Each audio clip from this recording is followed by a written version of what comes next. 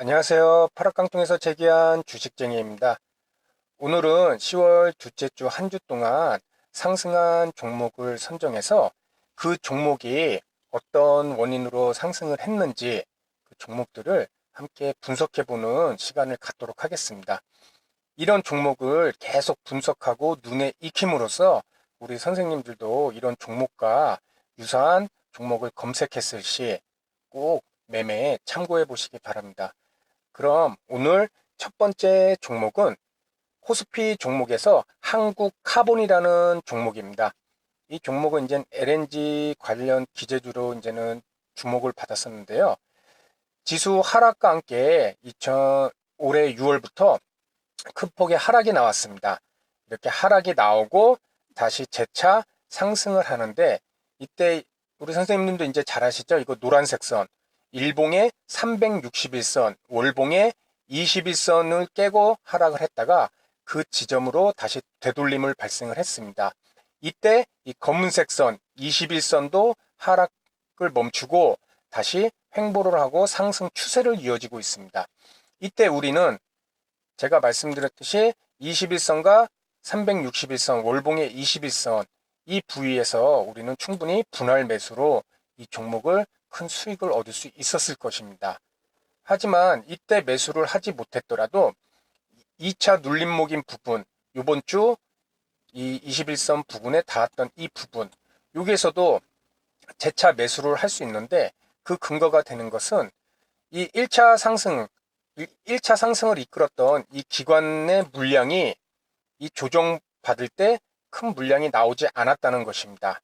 그렇기 때문에 이 종목도 이 상승을 이끌었던 기관의 물량이 안 나왔다. 그렇다는 것은 재차 상승할 수 있는 확률이 높다는 것입니다. 그래서 1차 매수 지점, 2차 매수 지점, 둘 다 21선 눌림목 부분에서 매수를 충분히 할 수 있겠다. 그렇게 말씀을 드리고요. 아울러 이 종목을 보면은 우리 얼마 전에 돌파 매매에 대해서 말씀드렸죠. 여기다 선을 하나 그어보겠습니다. 선을 그게 되면은 전고점이 지금 세 부위가 나타나고 있습니다. 이렇게 세 부위가 나타나고 있고, 오늘 이렇게 전고점 부위에서 주가가 현재 종가를 이루었는데요. 사실 지금 지점에서 매수하기는 상당히 부담스러운 자리입니다. 오늘 종가가 5일선보다 3% 위로 올라가 있습니다. 이격도가 5일선보다 크게 벌어져 있다는 것이죠. 이 종목이 한 번 더 조정을, 어떤 기간 조정이든 가격 조정을 거쳐서 다시 이 정고점들을 뚫는다면은 큰 폭의 상승도 나올 수 있지 않을까, 그렇게 생각을 하는데, 이런 내용은 월봉을 봤을 때 한 번 더 보겠습니다. 월봉에도 한번 선을 그어보겠습니다. 지금 거의 10년 동안 이 박스권에서 한국카본은 움직이고 있었습니다. 그리고 현재 위치가 월봉의 전저점들, 이 전저점들과 같은 위치에 다시 올라온 상태입니다. 이 지점을 뚫고 올라간다면 이 한국카본도 큰 폭의 상승을 보일 수 있고, 그리고 이 전저점 그 이상의 전저점 12,500원대까지 시장 상황이 좋아지고 수급만 괜찮으면 한번 올라가 보지 않을까, 이렇게 예상을 해볼 수도 있을 것입니다.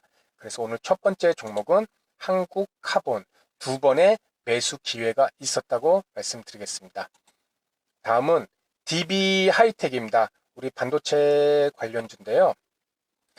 DB하이텍도 마찬가지로 지수가 하락함에 따라 이렇게 기관이 매수를 했지만은, 꾸준히 기관이 매수를 했죠.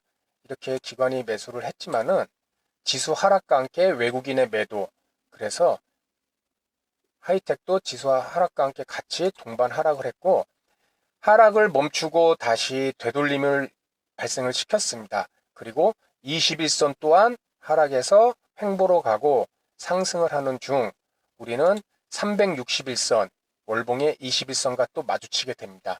이런 종목은 충분히 21선 근방에서 매수를 할 수 있고, 이때 매수를 하지 못했더라도 우리는 재차 이번 주에 기관이 매수를 한 이 물량들이 아직 나오지 않았습니다. 그렇기 때문에 재차 2차 21선 눌림목 부분에서 우리가 충분히 매수를 할 수 있는 기회가 있었다. 장이 불안할 때는 분할 매수로 조금씩 매수를 해갖고 수익을 볼 수 있었다. 이렇게 생각을 해볼 수 있을 것 같습니다. 이렇게 했을 때 외국인이 매도를 했지만 결국 턴을 기관이 시켜놓고 외국인도 같이 매수를 하고 있는 상황이 된 것입니다. 이 종목도 뭐 아까처럼 돌파 매매였죠. 전고점 돌파 매매.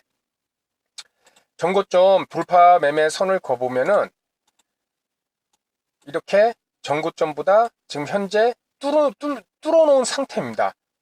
그럼 우리가 상식적으로 전고점 뚫었으니까 크게 상승할 수 있겠구나. 이럴 때는 항상 같이 월봉도 한번 보시기 바랍니다.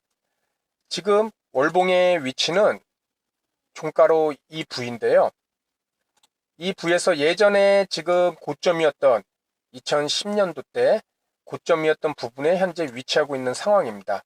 하지만 이 지금 위치가 이 고가를 이루고 있지만은 그 이전에 이렇게 상승했던 부분들에 여기 있던 물량들이 있기 때문에 일봉으로 봤을 때는 이렇게 전고점을 뚫은 큰 양봉으로 생각할 수 있지만은 월봉으로 봤을 때 이 윗부분에 아직 물량이 많이 있다. 그래서 큰 상승을 하기 위해서는 조금 더 시간, 기간 조정이 필요하지 않을까 이렇게 생각하고 있습니다. 그리고 다음 종목은 한솔케미칼입니다. 한솔케미칼도 지금 일봉의 노란선 361선, 월봉의 21선을 타고 지금 움직이고 있습니다. 그리고 21선이 지금 하락했다, 상승했다, 하락했다가 재차 횡보해서 상승으로 턴하는 이 지점들, 이 지점에서 우리는 충분히 분할 매수를 할 수가 있었다. 그 기회를 줬다는 얘기입니다. 그래서 이런 종목, 이 종목은 수급을 보시면 아시겠지만 기관보다는 외국인이 지금 주포로 있어서 이 종목을 관리를 하고 있습니다. 그렇기 때문에 이런 종목을 찾았다면은 외국인의 매매 동향을 중요시해서 오늘도 역시 외국인이 매수를 해서 4%대 상승이 나온 상황입니다. 그렇기 때문에 이런 이평선, 21선과 361선 또 수급 이런 것을 함께 같이 봐줘야 된다는 얘기입니다. 그리고 코스피 다음 마지막 종목은 대동공업이란 종목입니다. 옛날 누구죠? 주식농부였나요? 그분이 뭐 매수했는데 지금 다시 찾아보니까는 5% 이하로 됐는지 지분이 이름은 안 나타나더라고요. 그래서 이 종목은 상승해서 말씀드리는 게 아니라 지금 종목을 검색하다 보니까는 참 재밌는 위치를 갖고 한번 말씀을 드려보려고 합니다. 지금 오늘 종가 부분에 이렇게 선을 그어 보면은 지금 이쪽 고점 부분, 고점 부분, 고점 부분, 고점 부분 지금 이런 고점이 지금 지지선이 돼갖고 오늘 주가가 위치하고 있는 상태입니다. 그리고 이 종목은 소형주 종목임에도 불구하고 기관과 외국인이 이렇게 집중적으로 매수해서 주가를 4,000원에서 8,000원까지 거의 100%를 단기간에 올려버렸습니다. 그래갖고 기사를 봤더니 뭐 우크라이나의 뭐 그 농기계 수출하는 게 이제는 호재로 작용해갖고 이렇게 했는데 이 종목도 실적을 한번 보겠습니다. 2019년 6월까지 실적입니다. 실적을 보면은 작년 한 해 동안 영업이익이 52억이었는데 올해 반기 만에 336억입니다.